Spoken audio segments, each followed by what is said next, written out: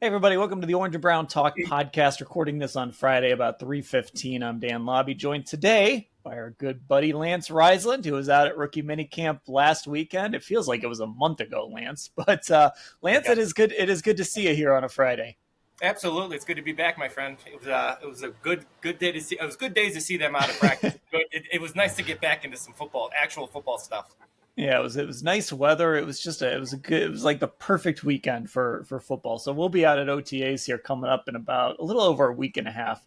We'll be able to get out to OTAs and get a look at these guys again, some of these rookies with the veterans. And so let's start with the quarterbacks, because there's been obviously a lot of discourse about these two quarterbacks. And look, you know the nature of this. People are watching Twitter clips. They're making gigantic leaps about how a guy's going to play on Sundays based on a Twitter clip from 7-on-7, all of that. Mary Kay put up a column today about the matchup between these two rookies. I've shared my opinion on these two rookies. How did you come away feeling about Dillon Gabriel and Chador Sanders after those 2 days watching them practice? Well, I've heard a lot of different takes about the couple of days that I was there, and the takes that one was much better than the other, I just didn't see that. What I saw is, first of all, I'd be very concerned if they weren't successful. When you're throwing on air and when you're throwing without pressure and you're throwing without even offensive and defensive linemen for the most part, you should be good. You're an NFL quarterback, so they did a good job of keeping the ball up and being on time. And I thought for myself, I thought Gabriel was a little bit better than Sanders, and people have it the other way too. But once again, I really don't judge in terms. I just kind of base it on. I think Dillon Gabriel is really polished in his drops. I think he's very polished with his throwing motion. I thought he did a really nice job of driving the ball from 15 to 25 yards. And I thought Shedeur did a nice job of making some big plays, hitting some balls deep. Both spoke very well with you guys. I thought they did, I thought they did some really good things. But the idea that one was better than the other, I didn't see it. I thought they were kind of equal. And obviously when pads go on, as I mentioned in one of my posts, when pads go on, that's when they really separate themselves, because when live things are flying out around them and they gotta take a big hit and then come back and make a big read and do all those kind of things that NFL quarterbacks got to do, the cream will rise to the top there without question. But I thought they were equal. I thought they both did a lot of really good things. They threw some horrendous balls too, which I expected just because they're going against NFL guys. So I thought it was a pretty equal battle. I thought they did some good things. I think people should be very excited about these two guys, because I think they're good guys and they practice hard and they like what they're doing. Yeah, and see, I'm actually on the other. I thought Chador came out of those 2 days, and again, we weren't out there Sunday, so we didn't see what happened on Sunday. I know there was that clip from the Browns going around of Shedeur hitting that deep ball. I thought Shedeur came out of those 2 days, if we're doing like live scoreboard watching, slightly ahead of Dillon Gabriel. Now, maybe that's the wrong way to put it, because I don't think the Browns are approaching it like that.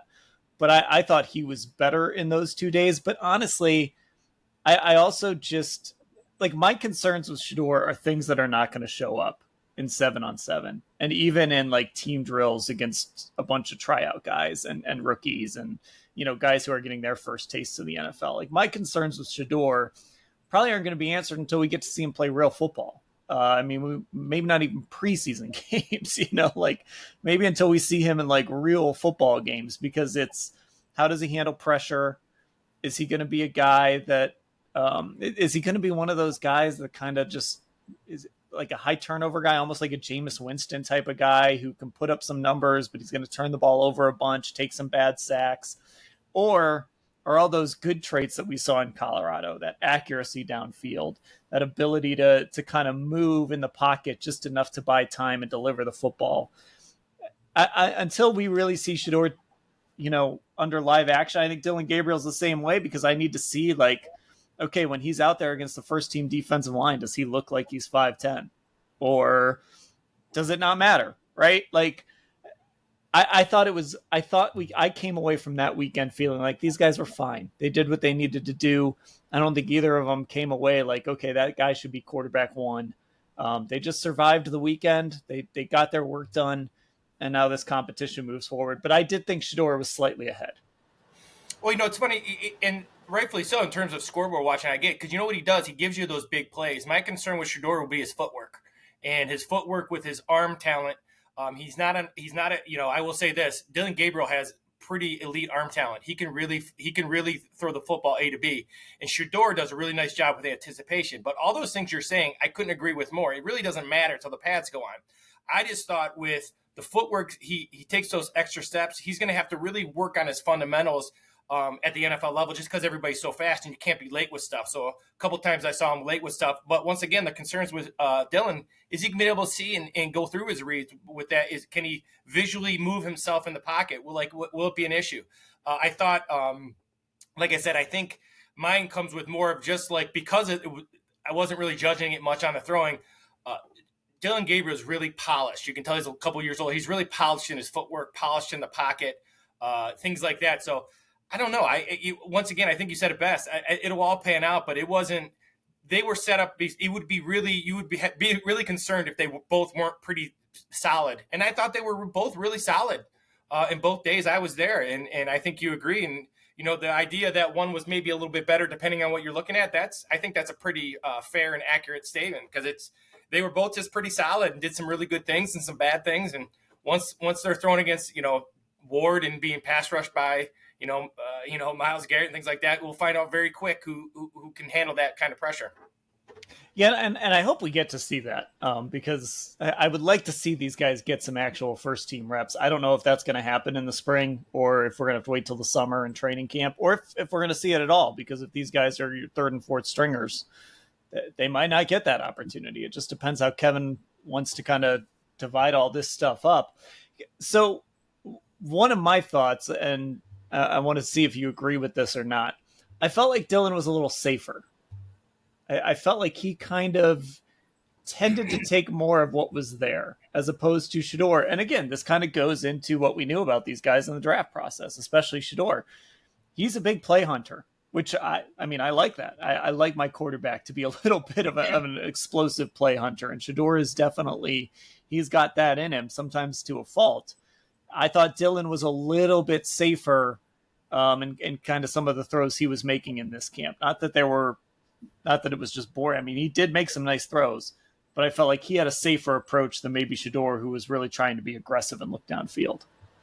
Well, I think that's a great kind of analogy on it. So if you're thinking like just a simple high-low where the linebacker kind of splits in between and you can kind of get it to that second level, but you're taking a chance, Shedeur will take that chance and he will deliver a really good ball in there, where Dillon's always going to kind of take what you give him. He'll take the safe route. Now, the difference between, the term people say it's boring. Boring and successful can sometimes be in the same sentence, in my opinion.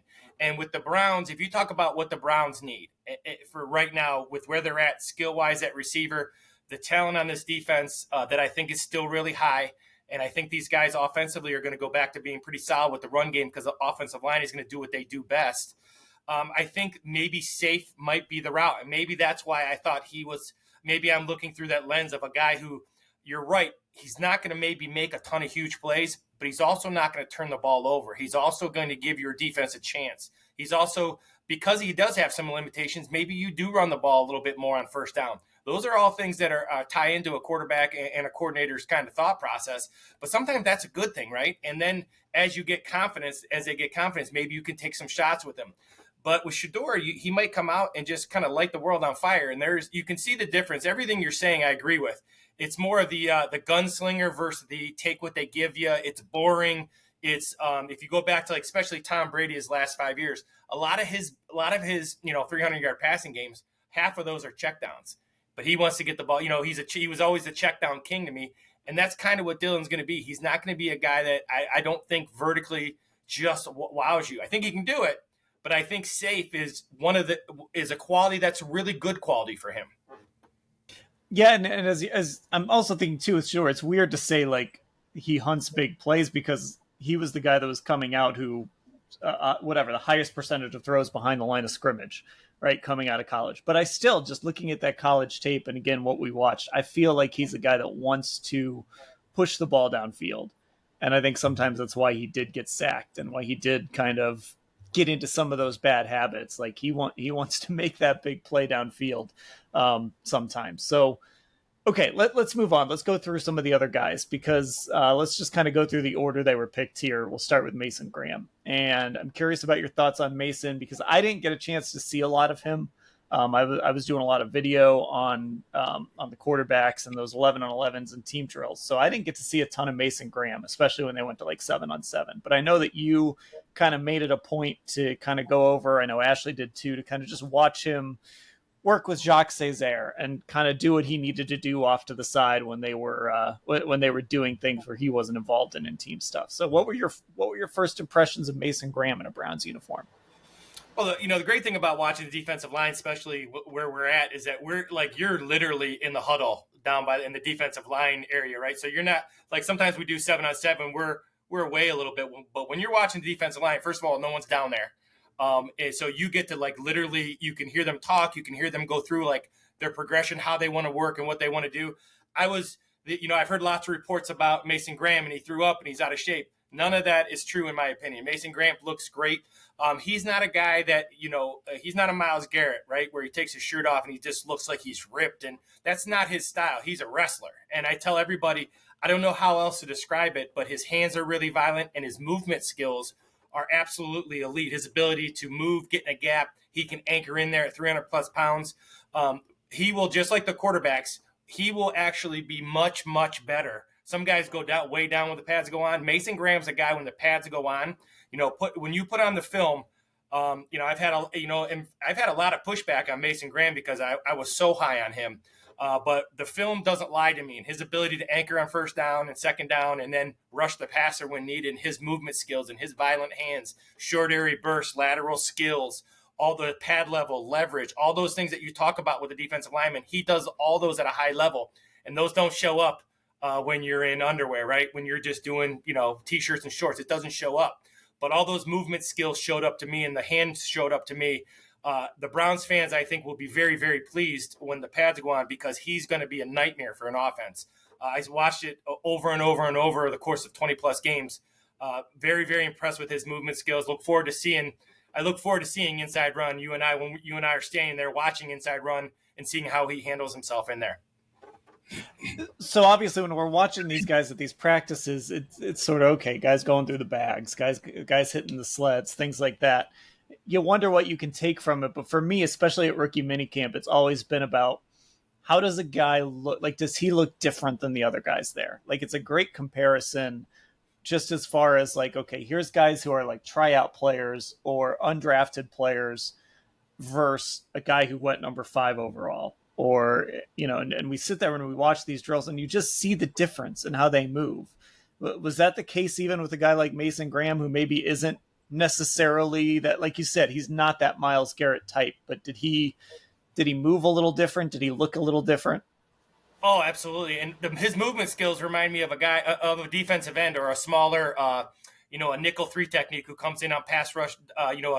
Aeneas Peoples, one of my favorite breakdowns from the year. He's 180 pounds, but he's a 300-plus pounder with incredible leverage. So what I saw was, first of all, when he's doing his ability to get his hands, even on the bag drills, he gets his hands on first, right? When they do get-off drills, which is like the ball is snapped and how fast can you be?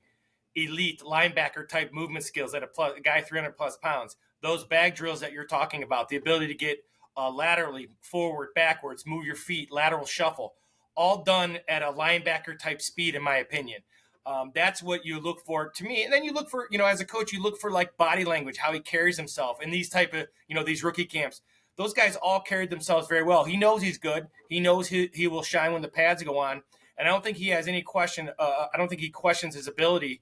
And you can see that when he's doing his drills. I was very impressed just because those are the things I'm looking for. Obviously, none of it counts for any of these guys until they start hitting. But his movement skills and his hand placement and his, all those short area bursts, all those things, those tag words I throw out all the time, they were all elite to me. And I did not change. My opinion does not change on him. He was number 1 on my board. And I think that for those reasons, his ability to move at that big weight. Okay, let's move on to the guy who made the biggest play of the weekend, at least that we saw. That was Carson Swissinger. Had the interception of Dillon Gabriel. I guess returned it for a touchdown. Who knows if we're live, if he takes that back, but it was a great play by Swissinger. And this is a guy who now his role kind of saw this coming when they drafted him, but certainly now that we know for sure JOK is not going to play in 2025, obviously his role as a rookie becomes more important. I was talking to you, it might have been during rookie camp, or I kind of said, like, one of the things I did that week was I went back and watched some Swissinger games, and I watched the LSU game, and it was kind of like, yeah, okay, this is all right. Kind of, there were some plays where he got eaten up by blockers and things like that. And then I watched the Penn State game, and he was everywhere. Like, he was unbelievable in that game. So you see where you see what it can be when he's really good. And obviously he's got a bunch of games with a bunch of tackles.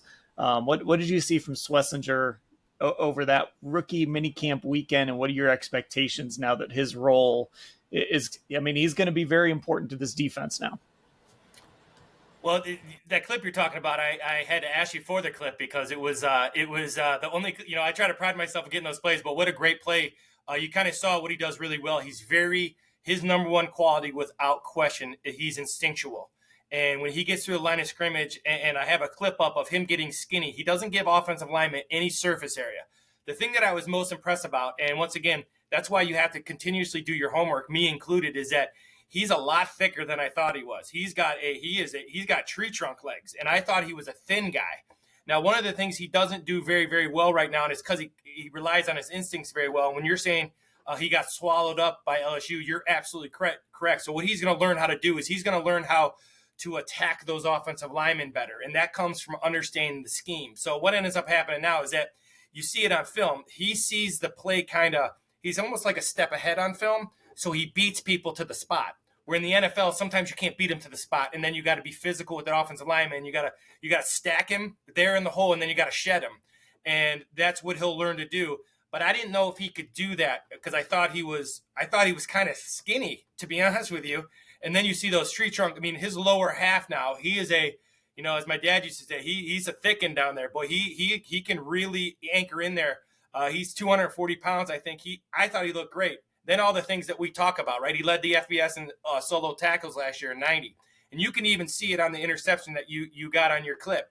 His ability to go to his right, shuffle, and then attack when the ball's in the air, that's all instinctual stuff. And then he's got great ball skills. He's got good short area bursts.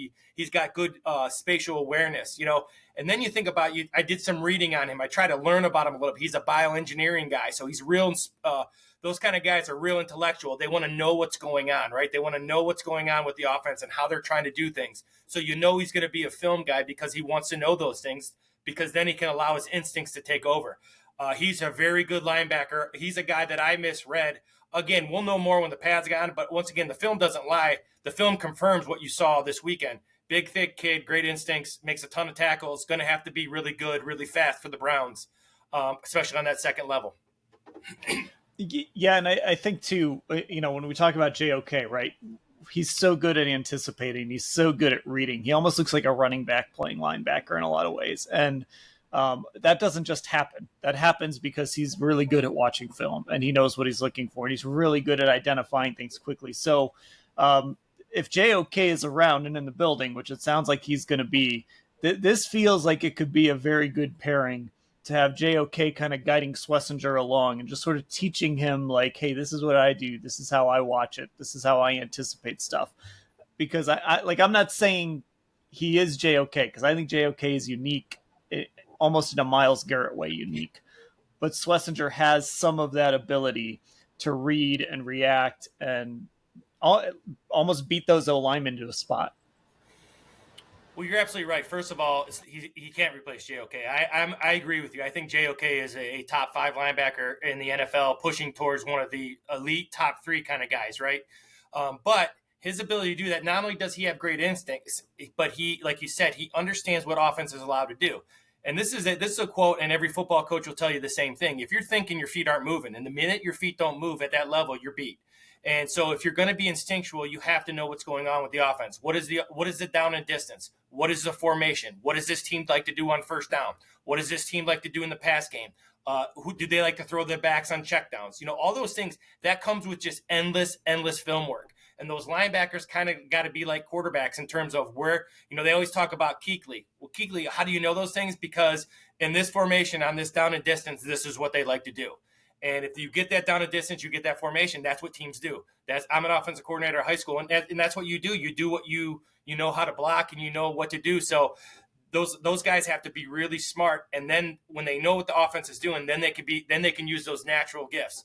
But going back to it, he's more of a linebacker type, right? Where JOK was a freakish kind of strong safety kind of body thickness, hit like a linebacker, unique kind of guy. But this guy has a lot of those instincts, but he's also a little heavier, so hopefully he can handle a little bit of that A-B gap run that the Browns have struggled with a little bit the last couple of years. Okay, so over rookie minicamp weekend, this is one of those maybe I needed to prepare better moments, but I had a lot of instances where I'd be watching and I'd see a guy make a catch and I'd be like, oh, that was a nice catch by that guy. Who's 88? Oh, yeah, that's their third-round pick, Harold Fannin Jr.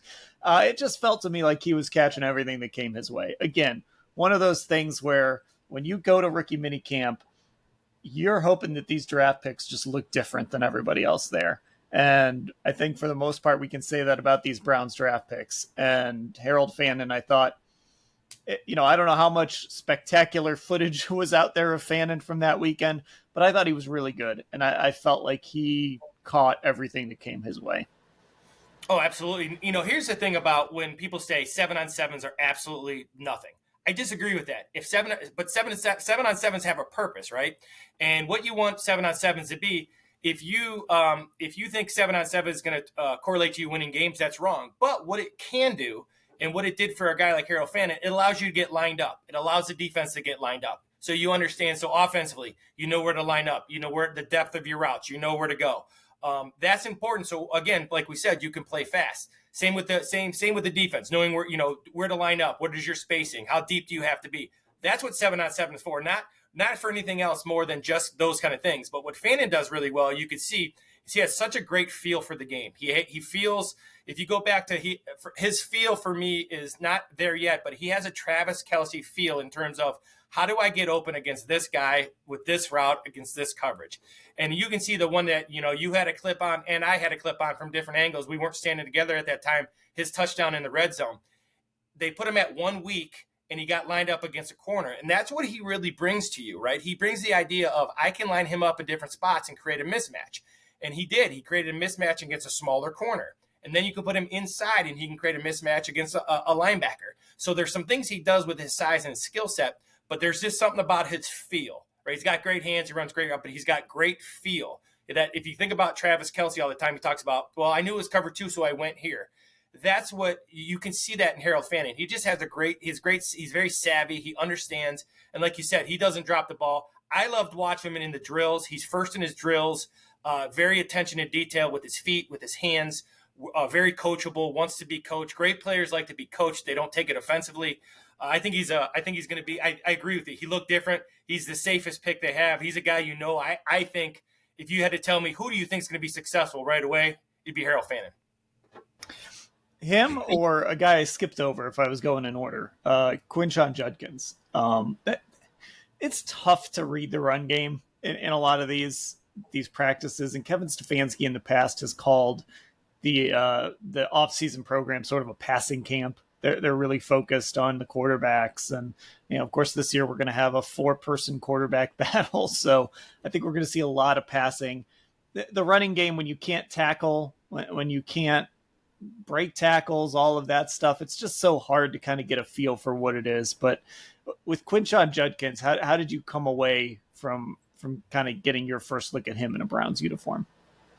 Well, once again, him and Samson, very similar. Everybody says they're different. I thought Judkins does a really good job. He's heavier. He's faster than people think, and Samson's a little heavier than people think, right? So they're kind of 1-2, 1A and 1A and 1A kind of deal. They're very similar in what they do. Judkins is a guy, he's a power runner, right? He's really good when he gets to the second level. Again, you can't read those blocks until those blocks are being made live. So, but once again, his skill set, he's very thick lower body, which tells you if you want to help the quarterback out, you got to win on first down. I think Judkins is going to show people that, he may not have a lot of super flashy runs, especially early as he's learning, but he runs violently, and that violent running style is going to get them ahead of the sticks a lot. And I think if the Browns, to help their quarterback, to help their defense, win on first down. You've heard me say it a bunch. Get to 2nd and 5. You get to 2nd and 5, you protect your quarterback.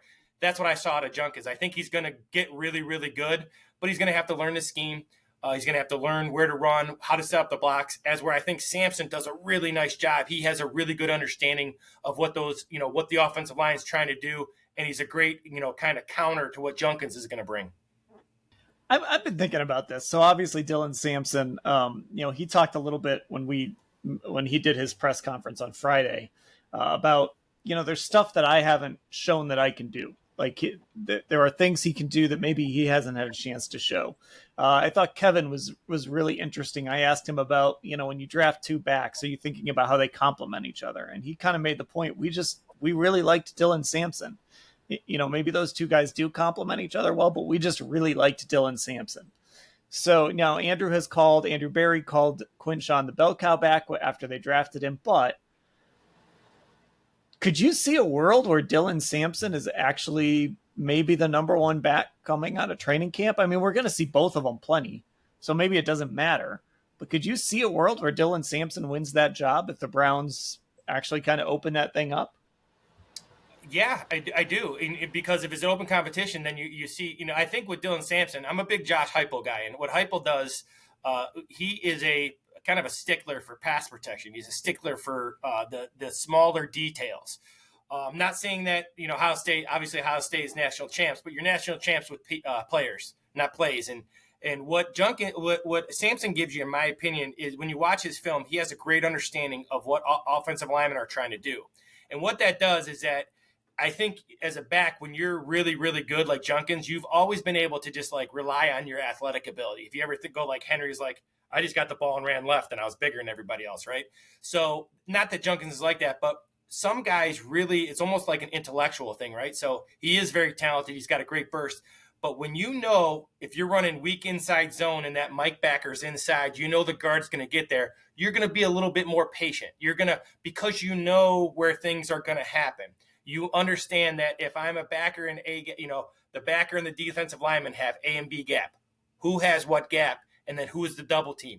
It sounds like a little thing, but that gives you a half step, that gives you a quarter step, and that's a step you need in the NFL. So, I think if he can really pick up the playbook, he's, once again, I thought he was a lot thicker than, people gave him credit for. That's why I like to be there at rookie camp, right? You see him up close but once again, he was thick, and if he can master that playbook and be really good in pass protection and catch the ball in the backfield, I think I don't know if he'll beat him out, but I can see a world where they're pretty equal in the NFL. That seems like a pretty good thing right now. So guys don't take poundings. Yeah, and I think too, I've said this before, like Quinshon in some ways reminds me so much of Kareem Hunt with just how he runs and his physicality. And, I think he's going to be a really great short yardage back too, on top of everything else. Now, Kareem Hunt was one of the best backs in football when he first came into the league. He had like a Marshall Faulk type year his rookie year. If you look at those numbers that he put up in Kansas City before everything went south there. And of course in Cleveland, he was still very good. He was just behind Nick Chubb. So when I say he reminds me of Kareem Hunt, people shouldn't hear that as like, oh, he's a number two back. Kareem was like a legit guy. Yeah, I agree with you. But I think I think like when I watch him, I do see some of that just Kareem Hunt physicality. And I wonder if Dillon Sampson could end up almost being more of the home run hitter of the two. Well, yeah, especially, if he is the bell cow, and it's just all about when you come in and how, what's the down and distance, and have you been wearing down the defensive line and the linebackers, and they're sick of tackling Judkins, and you get in there, and then you get a guy who can take it to the edge. Not only is he fast, but he's fresh, right? And there's a lot to be said about that. So, yeah, I think they both did a lot of really good things, and again, physically, they looked the part. Hey, before I let you go, how about our guy Luke Floria? Outstanding, right? Obviously Kent State Flash, but he did a really nice job. Now, if you talk about like Julian Edelman, people were like, especially because he's a local guy, everybody's like, Riz, how do you do this? And I'm like, he reminds you of just like a true Edelman slot guy who just always creates separation. He did a lot of really good things. He had a really good camp. He will be one of the camp guys. But I'll tell you what, Dan, with this receiver core being what it was, and then not having a guy like that, I think he's got a shot to make the team. And I say that without hesitation because of the fact he's got great short area burst, and he gives you what they don't have in that room in a slot receiver. So, I mean, I could be wrong, and obviously we'll see when the pads go on and he's facing top-level guys, but I thought he did a great job. He looked He looked the part. He ran great routes, got open, caught the ball with his hands, great separation, really good off the line of scrimmage. All those things you like in a slot receiver. He was excellent. Kent State, baby. I think this wide receiver position is wide open. You got Jerry Jeudy, right? You got Ced Tillman. After that, I mean, they signed DeAndre Carter. They're taking this flyer on Deontay Johnson. David Bell is coming off a dislocated hip, and I believe he's in the final year of his deal now. Michael Woods is okay. He did some good things last year, but I don't know. Guys like Caden Davis and a bunch. There's kind of just a bunch of guys sitting there that are going to fight it out in camp. And so, look, I tweeted out that catch that he made on the Shedeur Sanders throw, not realizing what was going to happen. And the Shedeur Sanders army got hold of that clip, and it just went crazy. Yep. But like, if he can attach himself to Shedeur and Dillon Gabriel and because those are the guys he's probably going to be taking a lot of reps with, be a reliable guy for them, be a guy that they're going to look for, that could be a path for him to, I mean, at least get on the practice squad, because those are where those opportunities are going to come with those third and fourth string reps. Like, catch a bunch of balls, perform in the preseason, maybe they keep you around in some form.